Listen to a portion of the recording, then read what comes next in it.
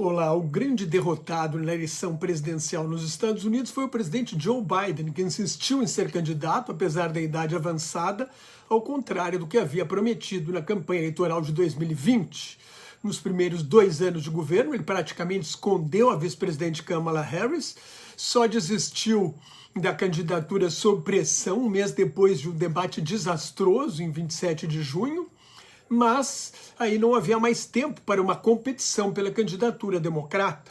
Nenhum partido manteve o poder nos Estados Unidos com um governo com apenas 41% de aprovação, precisa no mínimo 49%. Biden adotou políticas importantes, por exemplo, no combate ao aquecimento global, mas não tinha mais energia para viajar pelo país e defender as propostas de governo. Político medíocre conseguiu barrar a reeleição de Trump em 2020, mas será julgado duramente pela história. A vitória de Trump dá ânimo à extrema-direita e à ascensão do neofascismo em escala global. O grande vencedor é o ditador da Rússia, Vladimir Putin, já que os Estados Unidos devem cortar ou pelo menos diminuir significativamente o apoio à Ucrânia. Os aliados europeus da Organização do Tratado Atlântico Norte, a OTAN, não podem mais contar com a proteção dos Estados Unidos. As políticas ambientais de Biden também devem ser anuladas por Donald Trump. Durante a campanha, Trump defendeu os combustíveis fósseis, a perfuração de mais poços de petróleo. No primeiro governo, retirou os Estados Unidos do Acordo de Paris sobre mudança do clima e agora deve fazer o mesmo, prometeu fazer o mesmo. O grande argumento da campanha de Trump foi a economia.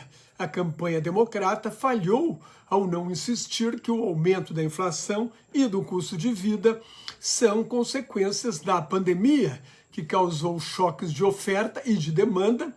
De oferta porque as empresas produziram menos e de demanda porque as pessoas ficaram mais tempo em casa e consumiram menos.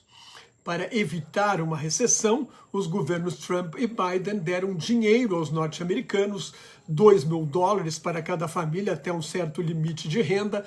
Quando a situação melhorou, cada um mandou $2.000. Quando a situação melhorou, a população foi às compras e a demanda correu na frente da oferta. Quando isso acontece, os preços sobem. A inflação passou de 9% ao ano, mora em 40 anos, caiu depois, mas os preços não recuaram, não voltaram ao patamar anterior à pandemia. Isso era algo que as novas gerações de americanos nunca tinham visto. Há uma semana, o jornal conservador do Wall Street Journal, porta-voz do Centro Financeiro de Nova York, que apoia Trump, afirmou que o próximo governo vai herdar uma economia formidável, mas 72% dos norte-americanos acreditam que o país está indo na direção errada, estava indo com Biden e Harris. Trump vendeu a ideia de que é mais eficiente na economia, mas é um empresário que recebeu uma fortuna de centenas de bilhões do pai, um cafajeste que queria ocultar patrimônio. Trump faliu 6 vezes, ficou mais de 10 anos sem pagar imposto de renda, alegando prejuízos. De 1985 a 1994, as principais empresas de Trump perderam dinheiro todos os anos, no total de mais de $1 bilhão. Em 1990 e 1991, perderam mais de $250 milhões por ano, mais do que o dobro do que qualquer outro contribuinte. Na campanha, Trump prometeu novos cortes de impostos para os ricos e as grandes empresas e a imposição de tarifas de 20% sobre todas as importações e de 60% sobre produtos chineses. Isso pode causar um forte impacto inflacionário, além de bagunçar o comércio internacional. Acima de tudo, Trump é uma ameaça à mais antiga democracia do mundo.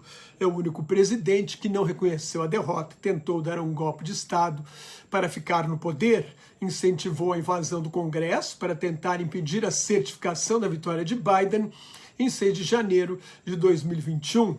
Agora ameaça usar a máquina pública, inclusive o exército, para perseguir adversários políticos que chama de inimigo interno. Além da postura mussolinesca de queixo empinado, expressão corporal do ditador fascista, Trump usou expressões do ditador nazista Adolf Hitler ao acusar imigrantes de envenenar o sangue dos Estados Unidos. No outro dia, citou sua própria genética para se apresentar como um ser superior. O projeto 2025, feito pelo Instituto Conservador Heritage Foundation, prevê a redução da independência da máquina pública, com demissão em massa de funcionários estatutários a serem substituídos por nomeações políticas. E também Trump promete deportar 10 milhões de imigrantes ilegais. Isso também está no projeto 2025.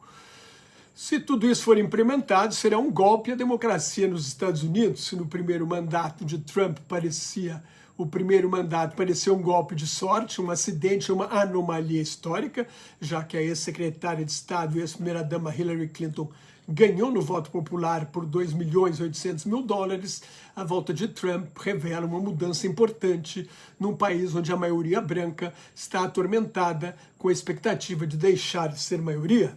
Trump ganhou no voto popular, dessa vez por quase 5 milhões de votos.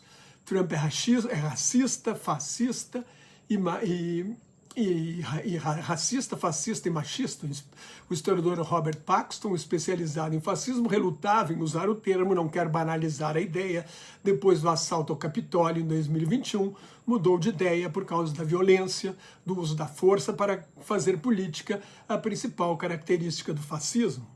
Trump foi condenado em Nova York por 34 acusações de fraude e falsificação de documentos de suas empresas para pagar 130 mil dólares para comprar o silêncio de uma atriz pornô com quem teve o caso, não queria que o escândalo estourasse durante a campanha de 2016.